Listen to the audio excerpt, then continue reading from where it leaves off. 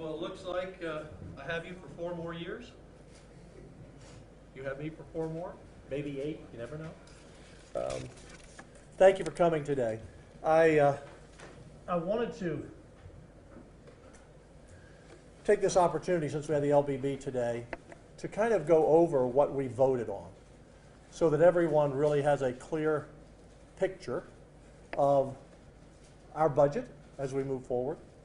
And then I also wanted to share with you some of my priorities, the Senator's priorities, and the people's priorities. As some of you know, I'm sure most of you know, we went to about 130 cities across rural Texas. And it really one of the highlights of my life when I look back on it. They were long days, 12, 15-hour days, 8, 10, 12 stops a day. But I met wonderful people, had great food. I can tell you all the best places to eat in rural Texas.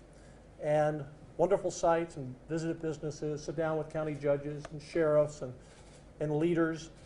And even though I had made those trips before, this was really a deep dive into what's going on in our Texans' lives every day across rural Texas. And of course, campaigning in the urban and suburban areas as well.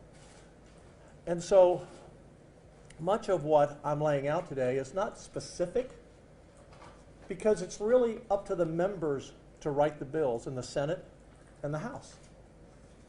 It's good that the legislature is back. We have an extraordinary opportunity, unlike we have never had before, to chart the future of the state of Texas and create a vision. And that's really the goal today, is I want to lay out a vision, and then I want 181 members to look at it and say, hey, Lieutenant Governor, here's an idea how we can do that. And these are, again, ideas that I think address needs as we go forward, to be sure that we continue to be the greatest place on earth to live. And we are in Texas. We are the greatest place to live. We are the America that all America used to be, and that's why upwards of 1,000 people a day come here. I met people from all over the country who have moved here. Almost every day I had someone come up to me, and I'm on Fox a lot or other newscasts, and people recognize me that I don't know sometimes, and they were from Hawaii or California or Washington State or Oregon or Illinois, New York, from blue states, escaping, as they said, many of them, leaving high crime and homelessness, leaving a lot of red tape and high taxes, and coming to Texas. This is where the American dream is still alive. So that's what this is about a little bit today. So for your benefit, I want to talk a little bit about the budget, if I can, so that everyone really understands this as we move forward. So how extraordinary is this moment in history for us? So these are the dollars, general revenue dollars, that we had to spend in every given year. And normally, it's not precise, but about half of what our budget is state money. So not precise, but in 2005, for example, we had $64 billion. So our budget would have been around $130 billion. Again, not precise, but about that. So look how we've grown through the years. This is through our growth, through our economic growth, through our sales tax growth, population growth. So $64 billion. $82 billion. That was my first session. The budget that year, as I recall, was about 160-some billion. 77. In 13, down year. The economy went down a little bit. 72. 101, my first year as Lieutenant Governor. Small increase to 113. 2019, 104. Again, a little bit of downturn. 119. Look at this. In July of 22, the comptroller has to give us an estimate. It was 112 billion. Now, look what he is potentially talking about. $149 billion. That encompasses the $27 billion that you've heard is the surplus. How do you get to that surplus? Well, the comptroller has a really difficult job, because he comes in January and he projects out in January of this year what we have to spend through August of 2025. I don't think most people understand the budget we pass next year doesn't take effect until September of next year. So he's projecting out the best he can. And when I talk to business leaders around the state, big companies, small companies, doesn't matter. I say, can you tell me exactly what your revenues are going to be 2.5 years from now? Because if you're 5 or 10% off with numbers this big, that's how you can have a big swing of billions of dollars. So one of the reasons that we have this incredible surplus, in addition to the fact that ARPA funds have come in, that's on top of that, in addition to the $80 billion the federal government has sent us over COVID, so much money has flowed into the state. But when he did the last budget, Comptroller Hager does a great job. When he did that budget in January of 21, remember, when you all weren't sure if we could even have session, we were one of the few capitals that opened up to have in-person hearings. We were in the vaccine was just coming out. We were just trying to get out of COVID. He wasn't going to predict the moon. So the best guesstimate that he gathers from economists from around the country and around the state was that we would be here. Well, what happened? Texas took off like a rocket ship. So it's the lower estimate, a rocket ship, that's created this revenue. So 149 billion, and in January, next month, almost next month, he may be higher. That 27 billion surplus may be more. So let's go to this board. So I hope you can see this unprecedented growth in Texas. It may not be the largest surplus ever. I think California had a larger one, but they weren't very smart and they spent all the money and then they ended up in a big hole. We're going to be smart. As Governor Rick Perry used to say, you don't spend all the money.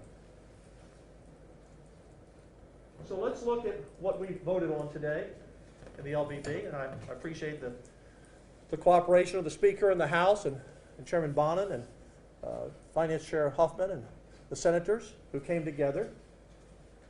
They made the decision today to set the spending limit at 12.33%, which is over the biennium, so about 6% a year. And we have two spending limits. You have Article 3, which is pay-as-you-go, and Article 8, which is the state's economy. Mike Morrissey, who's been with me for 8 years now, was with the governor before that. He's done 19 budgets, 38 years. Only a handful of times have we not done the pay-as-you-go. The pay-as-you-go, the controller comes in and says, this is all the money you have to spend. You can't spend any more than that because I have to certify the budget. Well, when he comes in January, it's going to be a big number. And constitutionally, we're not going to be able to spend all of that money unless you bust a spending cap or unless you create some constitutional ways to spend certain dollars. So we will be operating on what we did today, was explained by Jerry McGinty, on the state's economy growth. And that's how we came up to that number. And so as Jerry McGinty said today, I don't know how many of you watched the hearing or were there, but our current appropriation is $119 billion. That's the budget we're in. Rounding numbers, these all can be adjusted a little bit. This 12% would add about $12.5 billion, giving us $131 billion this time to spend. $131 billion, about 12.5 more than the current budget. But wait a minute, you say.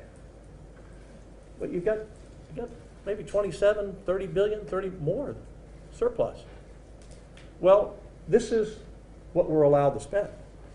So we could have, and will have most likely, somewhere between 10, 12, 15 billion more than we're able to spend under the Constitution. So this is why when I lay out some of these priorities that I want all the members to understand this great opportunity that they have in the House and the Senate to craft the future of Texas. Because, number one, we have to leave a solid reserve. We're not going to spend all the money. You don't know what's ahead. That would be foolish to spend every dollar. Number two, you can't put it into certain programs that would always have to be funded. You know, if you put it into certain programs that always need to be funded at that level, and you don't have 27 billion next year, what would happen? You'd have to cut everything out you put in. So you have to be wise how you spend the money. And I'll show you some of those areas that I think we can be smart in, that we've already started doing as the Senate and the House together and the governor. One of the things that we would look at in terms of saving money is our rainy day fund, the ESF, Economic Stabilization Fund. The cap now is around 15 billion. That cap is going to grow to about 19 billion because it's about 10% of our revenues. About 19 billion. I think we should look at making that, putting that into law, that statute, at the higher cap. Because as our budgets get bigger, as we grow as a state, as you see they have gotten over the years I've been here, mostly along population inflation, but it's just the growth is there. Some of that, again, is federal money, hurricane money, the other dollars that flowed in, FEMA money. But we need more than just a $15 billion reserve in a budget that can be $280 billion. You know, it was $15 billion roughly when I came in, you know, back in 2007. It was a little less than that. So Senator Swertner is going to be working on a bill to raise the cap on the rainy day fund. Because here's what happens if you go over the cap, it goes all back into the budget. So if you exceed the cap because you have so much money, and this is a good problem we have, if you exceed the cap, the money goes into the budget, but what happens if your constitutional limit what you can spend, it goes back, it's a big circle. So we have to be smart about not only what we reserve, and I call it our checking account of this money, but also smart about our rainy day fund. So what you're seeing is we have a lot of money, but we can't spend everything, not a pay-as-you-go like normal. So we have to stay in the constitutional limits because we do have restrictions on what we can spend and actually restrictions on what we can save in the rainy day fund unless we change them. So it's a great chance to do a lot of great things. So as I traveled around the state, there were a number of priorities that people talked to me about. And I've heard the governor, I've heard the speaker, I've heard members talk about these things, some of these things. So one of the things we can do with the money, and I'm not here with a specific plan today. That's up to the members to design the plans. And I'm really excited about the ideas that they will bring in both chambers. Obviously, I'm focused on the Senate, but I'm sure we'll have good ideas out of the House as well. The first thing we have to do is more property tax relief. Now, we have 27 billion. I've heard some people say we should spend half the money on that, which would be about 13 billion, but that would bust the spending cap. Unless we find some creative ways to do it, and I think we can. One of the things that we've done since I've been Lieutenant Governor, it's one thing that I've really pushed, and Chairman Bonin was very helpful last time. We've moved the homestead appraisal, the homestead exemption from 15,000 to 25,000 in 15. Last session we raised it to 40,000.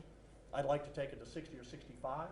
That's something that we can afford and maintain. You know, it costs $1 billion, $1.5 billion, depending on where we end up too big. Something we can maintain in our regular growth. That's why we've done it. But that's a significant savings to people when you take 60, 65,000 off the top. Before I leave this building, I'd like it to be 100,000 one day. Significant savings that people can see.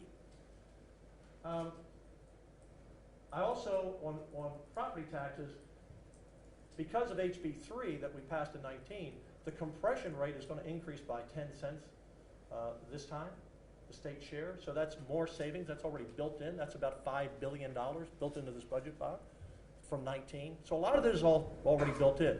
But we need to do more than just the homestead exemption, whether it's a one-time dividend to taxpayers, and that's a little difficult to do constitutionally. But we need a robust property tax cut for everyone in this state, and we have a chance. That should be a focal point of this. And I'm open to the ideas of how we get there, but it needs to be robust. Businesses, we need to look at businesses also. And one of the things that I'd like the members to consider is cutting the tax by expanding the personal property exemption. Now, if you don't own a small business, it doesn't mean anything to you. but you have to account for all your computers and all your desks and all your chairs and everything you have. It's a nuisance tax. Right now, I believe the cap is $2,500, so anything over $2,500. I'd like to raise it up really to $100,000. Yes, it will cost us some revenue, but it would be, it's just so much freedom to small business. And remember, small business is what creates jobs. Big business as well, small business is the key. So I'd really like, and I'm open to the business community to come up with ideas as well. But those are two things we need to do. When you have this kind of money, you got to get it back to the taxpayers. Electric grid. This is, to me, the most important thing this session, besides managing our money. I want to read you a quote from yesterday. Let me find it here. This is from Pablo Vegas, the new ERCOT CEO. He says it's important to address the fact that in a scenario with extreme conditions, there could be enough power. But the fact is the possibility exists that calls out for needs to be met.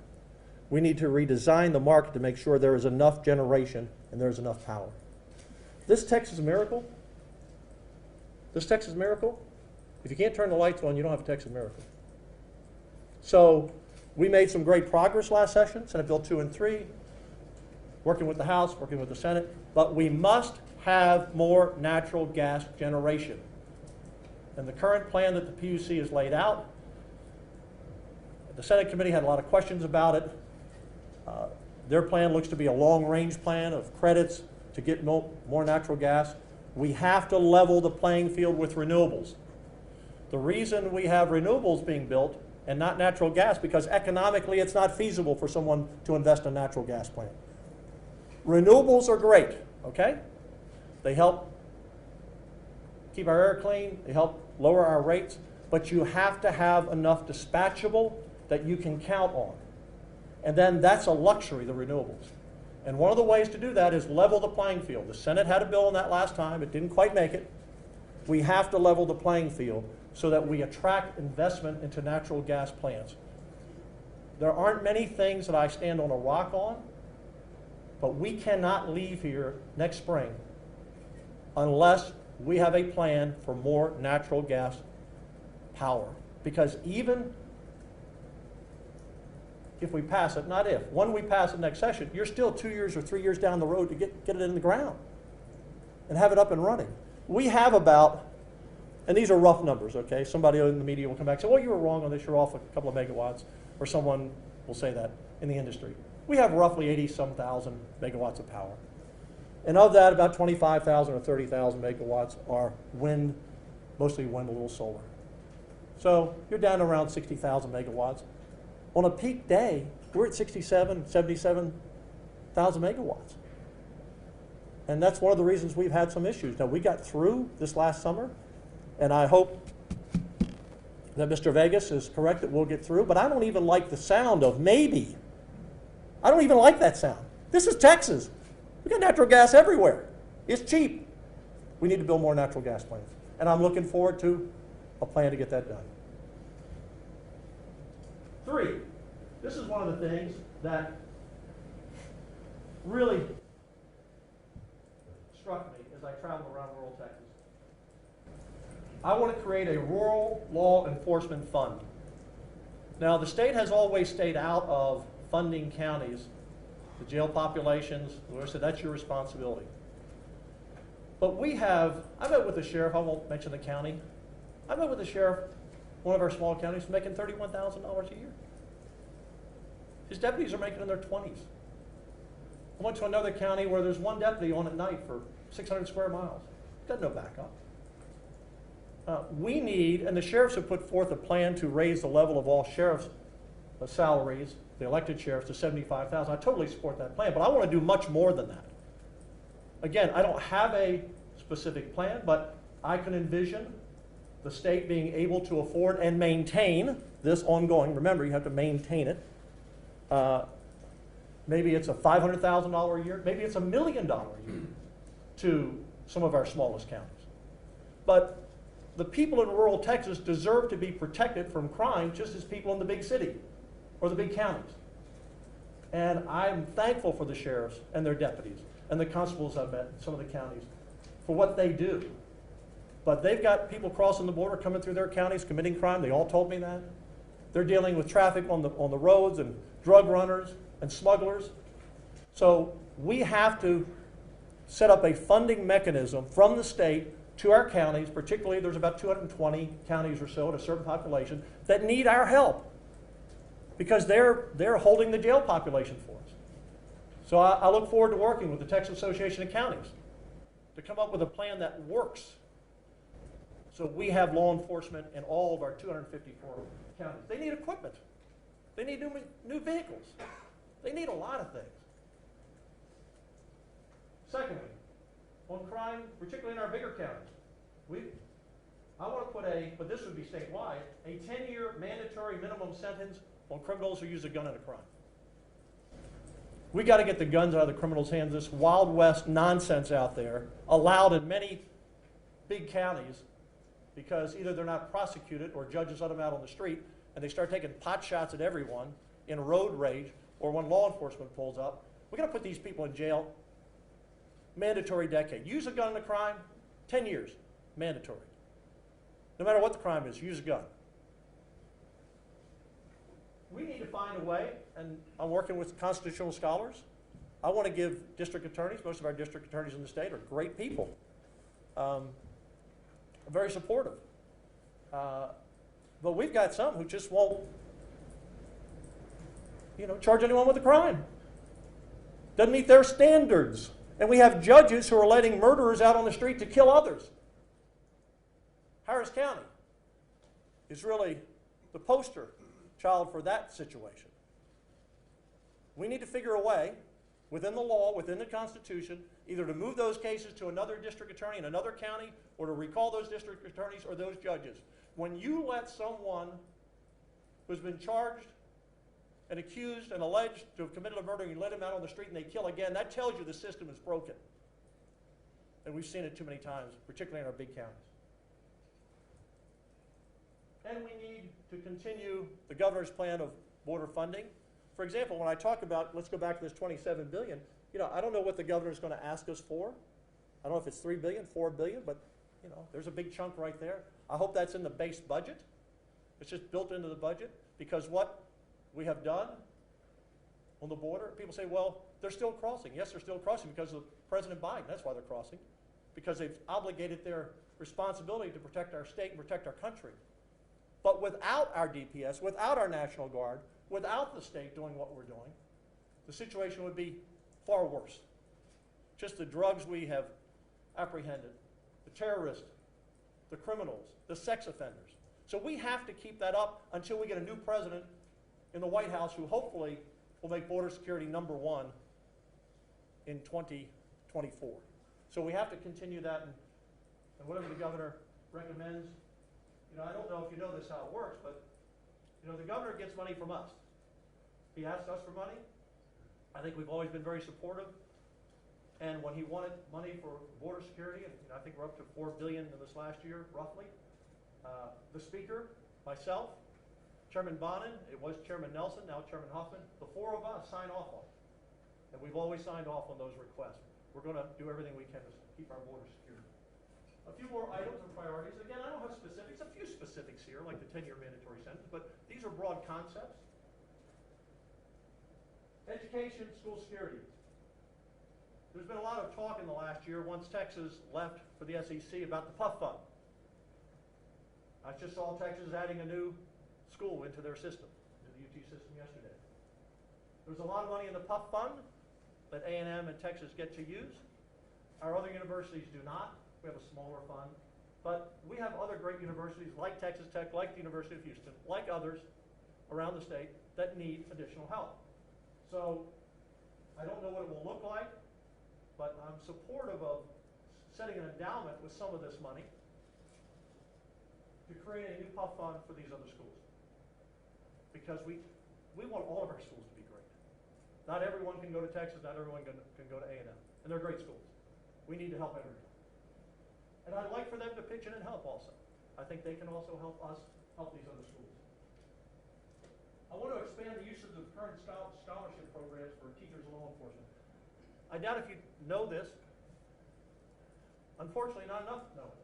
But we passed this bill in the Senate twice for teachers and law enforcement. If you'll go to school today and get a degree in math and science, we'll pay for your education if you agree to teach. We'll pay for your education. If you go to school and get a degree in any discipline and agree to go into law enforcement, we'll pay for your education. There's some parameters you have to qualify. We need to also expand that to attract nurses. You know, we pay most of the freight for doctors. We need to not only create a program for scholarships for nurses, which we desperately need, but we also need the faculty to teach the nurses. As someone said to me, when COVID came along and all these nurses were, I know my daughter's an RN, she got an email every week, $20,000 bonus, $25,000 bonus, come to New York, come to do this. So salaries have, you know, just skyrocketed. My daughter didn't do that, but my point is the system is different than it used to be. We've lost a lot of people out of the system. And so if you can make a lot of money being a nurse, why do you want to teach nursing at less money? So we got to look at that. This is a critical need for us. Also, continue to increase teacher pay by putting more money in that part of the budget that we did in 2019 that we promised. 13th check or a COLA for retired teachers. I've met with retired teachers, and you know, a lot of them, particularly within Joe Biden's inflation, is pretty tough. And I've said, look, I'll support a COLA, or we've given 2 13 checks in my four sessions. We can do it both sessions. We can do it. This coming up here, we should be able to do it. It might be more money for them to do the 13th check in the COLA. I don't have an opinion on that. Let them decide what they want to do. But we need to take care of our retired teachers. That's one of the ways of attracting teachers to the profession. We've done a lot. We've done a lot on healthcare, the 13th checks, making the actuarially sound longer, but we need to do that. Empower parents by giving them a voice in their children's education. What does that look like? Looks like a lot of things. Looks like a lot of things. But a parental rights bill for parents. We need to continue our school safety funding. You know, when the tragedy of Uvalde happened, we'd already put $100 million in the fund. That was something that Chairman Bonin had come to me at the end of that session, that shooting, and on the last day he said, I need $100 million. It was in his district where that school shooting happened in Santa Fe. I said, absolutely. Last year, there was still money left in that funding, about $15 million as I recall. It wasn't even tapped. So we need to put more money in it, refill it, but we need to be sure it's spent wisely. This is very important to me. We have to continue our investment in state mental health system. Last session, I believe, we had $8.9 billion. I'm told that no lieutenant governor has put more money into mental health care plans than I have. I don't keep track of it. I just do it because I think it's right. So I'm proposing that we build a number of new mental health care hospitals around the state. Now, you may not know this, but because of the work of Senator Nichols at Rusk several years ago, taking members to see the deterioration of that state mental health hospital, we have spent $1 billion in the last, I think, 4 sessions out of the rainy day fund. And we shouldn't have to tap the rainy day fund for anything this session, just let it grow. But we took that money out of the rainy day fund, and we have built or remodeled 5 mental health care hospitals. So I'm proposing today, as I travel around the state, I've seen the need. We don't have a mental health care facility in the Panhandle. So I'm proposing we build one there. In El Paso, there's an existing facility that we can add beds. In the Rio Grande Valley, they have a facility, but I'm proposing we add 148 beds to that facility. The Terrell unit, rebuilding, adding 300 beds. And then Wichita Falls, 300 beds. Today, we have about 2,500 beds for mental health care patients, whether it's forensic, you know, that's when you commit a crime and they take you to a forensic hospital, or it's civil, people who haven't committed a crime but have mental health care issues. But of those 2,500 beds, 1,000 are empty, offline. Why? Because we don't have staffing, going back to nurses, for about 600 beds, and several hundred of the beds are being repaired or disrepaired.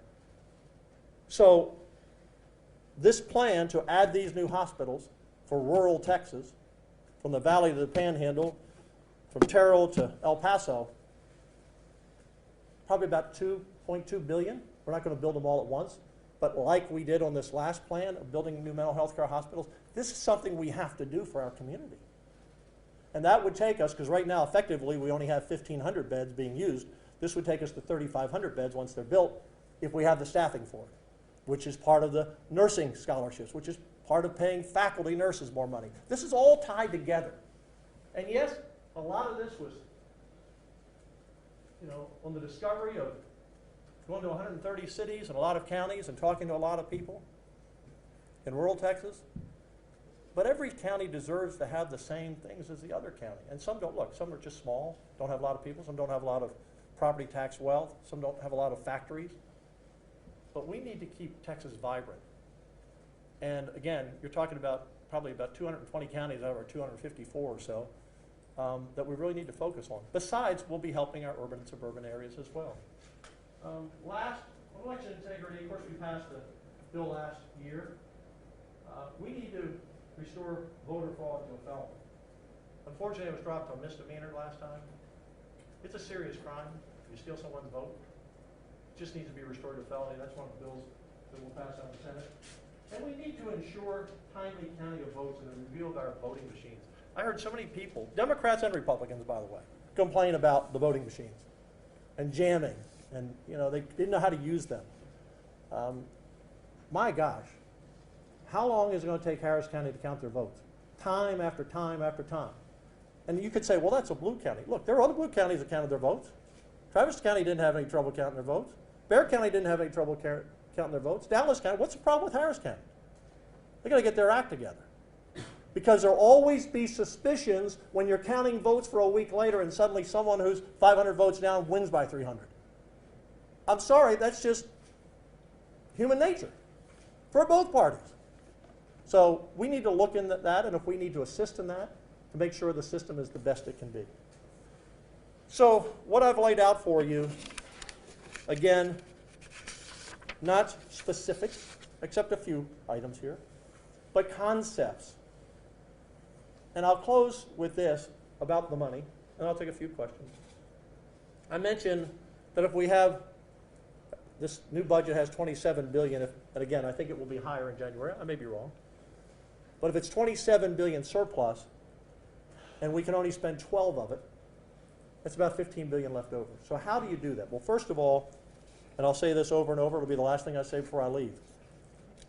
We don't spend all the money. We need to put a healthy reserve in our checking account in addition to the rainy day fund. You don't spend all the money. You prioritize property taxes and business taxes. You prioritize the grid. You prioritize law enforcement.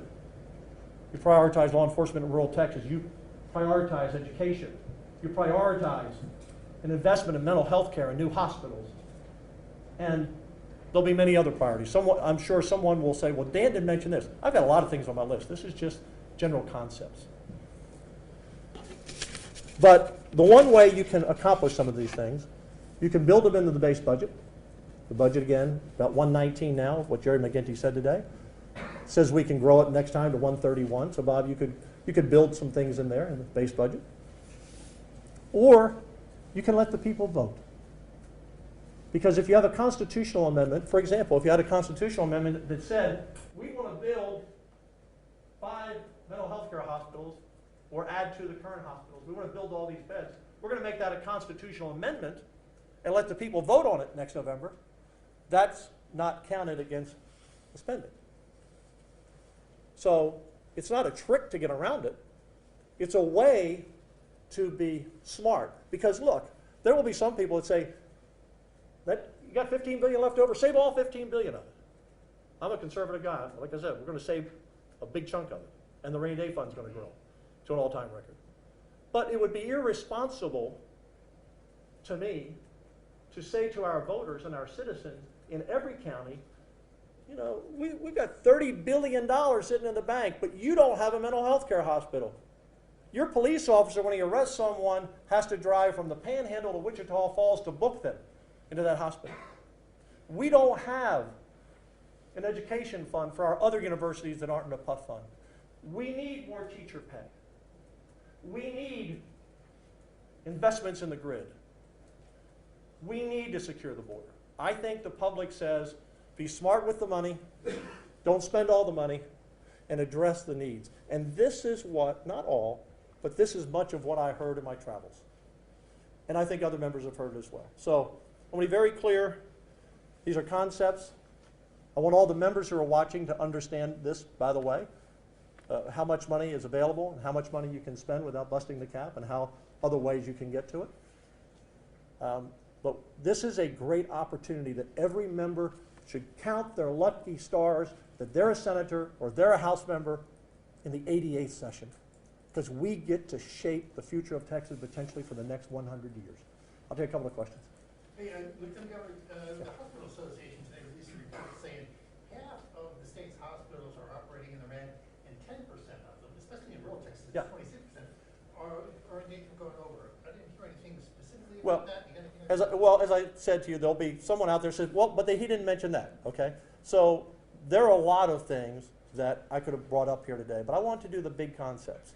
And of course we're concerned about our hospitals in rural Texas, and we're concerned about the staffing. They're having problems getting staff. So I am laser beam focused on rural Texas, not for political reasons. I'm focused on it because rural Texas is the heart of who we are. And rural Texas has not been served as well. And some of us, we haven't had the money to do these things. But we now have the money to do some things. And you know, and I'll give credit to these county judges and the sheriff. Nobody came whining to me. No one came crying to me. They just said, here's where we are. You know, we can't hire people. You know, I don't have a computer system to log in the people I book. I mean, we don't have a mental care hospital. I mean, when I went to the Panhandle and met with Judge Tanner in Potter County, she said her #1 priority was, I need a mental health care facility out here. I need it. I've been asked, you know, I was told it couldn't happen. I said, well, it can happen. We just spent $1 billion and did 5 or 4, you know, remodeled and built new. So we can. Bob, you had a question? You said in July you wanted $4 billion at least of the $27 billion surplus for property tax relief, and you talked in that press release about homestead exemption. How much right now? How much would you like to spend on property tax relief? How much of it would be for the homestead exemption? Well, if you increase the homestead exemption from 40 to 65, say, I think, Mike, about $2 billion, maybe? 2.5, something like that. But again, remember, Bob, it's got to be something we maintain. And I've always been confident what we've, like the teacher pay increase, we did the biggest ever in 19, we've been able to maintain it.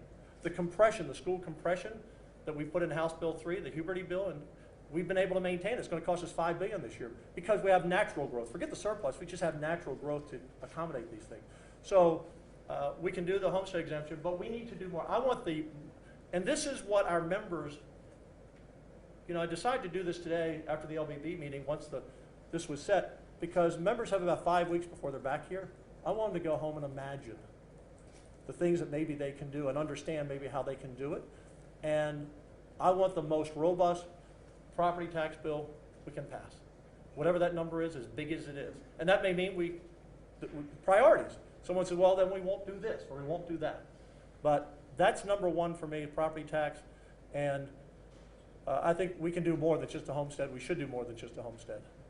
The compression rate, again, we already have 10 cents built in this year from HB3, but we can add to that. And there's some other things we can do. Why not just bust the cap and explain to the voters you're doing these priorities? I think, for me personally, busting the spending cap, I think, sets a very dangerous precedent. Once you've done it once, easy to do it again. And one of the reasons that Texas is in such great financial shape that it's in is we have been, since Republicans have, and you know, I'm not saying Democrats didn't do it before. I can only go back to 2003 when Republicans took charge. We've built the rainy day fund. We've helped grow this state. We've kept our spending in check, again, usually population inflation every year when you take out the FEMA money and some of the federal money. And so I would not be in favor of busting the spending cap, and I don't think the members are. And if you come up with these programs and you go to the people, then the people have made that decision. And it empowers the voters to say, yes, I want to spend X dollars on the grid. I want to spend X dollars on mental health care hospitals. I want to spend X dollars and some of these things could be put in the base budget, Bob. It doesn't, they can be in the base budget or a constitutional amendment. But then the people can say, no, I think maybe we ought to save an extra $3 billion. We'll let them decide. This is a once-in-a-lifetime chance for everybody to be a part of this. No one person, not the governor, not the lieutenant governor, not the speaker, ought to be calling the shots here. At the end of the day, we have to make sure the bills pass, and we have to be the leaders. But at the end of the day, it's the people of Texas. It's input from all these counties and cities. It's input from law enforcement. It's input from all these, from the medical profession. And it's input from the voters. And you're going to force a special session if we don't have a plan for more natural gas power generation by May 29th? So Bob, you always find a negative in a world, we got a sky full of rainbows, and you're looking for that one cloud. Let me just say this, Bob. I don't think. Yes, you've seen me act before. I don't think we would be a responsible legislature if we leave next year, whenever we leave. Last year was October, without passing legislation that will guarantee that we're going to start building more natural gas plants. Whether it's incentivizing them, whether it's building them, whatever that plan is. I personally cannot see myself leaving this building knowing that another Uri could happen. I'm sorry if anyone gets mad about me saying that. I just think it's too important. Governor, just two more questions. Yeah. On the budget surplus. Yeah. I'm sorry, I'm falling to Philly. There's lots to cover. But Sure, lots to cover. So is it fair to characterize that would your priority be for whatever amount of the surplus you all decide to spend, Yeah. to go first to property tax relief? Yes, property tax should be at the top of the list. You start there and work down, Okay. and business as well. And then hit some of the rest. And then you hit the rest of these. And look, I think, I may be totally wrong, I think the Republicans, and I think Democrats, but I think Republicans in Texas, I can only speak for senators, and haven't talked to all of them about these things, I think people are going to, I think they support more natural gas plants. I think they want law enforcement in rural Texas, and they think they need help with the cost of their jails and housing those inmates. Some of them hold them for a year, as well as our bigger county. I think they want to do something for the other schools that aren't UT and A&M. I think they want to do something for teachers and retired teachers. I think they want parental rights. I think they want a big investment in our mental health care. These are all things, Bob, that I've heard about for years, and you can only do so much. This is a chance to think big and still save money at the end of the day. Yes, last question. Another question. When you talk about education, you didn't mention the tenure in higher education. What would that look like? I know this is big Yes. concepts, but what would that look like? And to be very candid with you, it did make my board. It was in my notes, but I forgot to turn it in and put it on the board. So tenure, I'm glad you mentioned that, because someone would say, what happened to tenure? Tenure is still important because the parents have spoken in K through 12. They do not want critical race theory taught. They don't want their first, second, third graders to be taught about different genders. They don't want pornography in the libraries. I mean, look, the parents are speaking up, period. And public education needs to really listen. We've done more for public education than any lieutenant governor in history. Funding, teacher pay. I was one of the co-authors to reduce the STAR test from 15 to 5, the 4x4. I did things that schools wanted us to do, and funded programs they wanted, but they've also got to listen to some of the parents, what's going on. You can't ignore what the parents are saying out there. And of course, all always has to be said in a responsible way at school board meeting. But so the same thing at higher ed. People are paying $40,000, $50,000, $60,000 a year for their kids to go to college. They don't want critical race theory taught to their kids at college either. They don't. I was just so offended. Look, I'm not a puncher, I'm a counterpuncher. I usually react to things. And so, I mean, the Republicans didn't come up with boys playing girls sports. We just had to push back on it. Republicans didn't come up and say, we're going to teach CRT. We pushed back on it. Republicans didn't say, yeah, we want some pornography in the library. No, we're always pushing back. On the left, it's always pushing forward and seeing how much they can get before we finally say enough's enough. And the people have said enough's enough. Well, in college, all I said last year, whenever it was, I read that the University of Texas Senate faculty said, we're going to teach CRT at the University of Texas.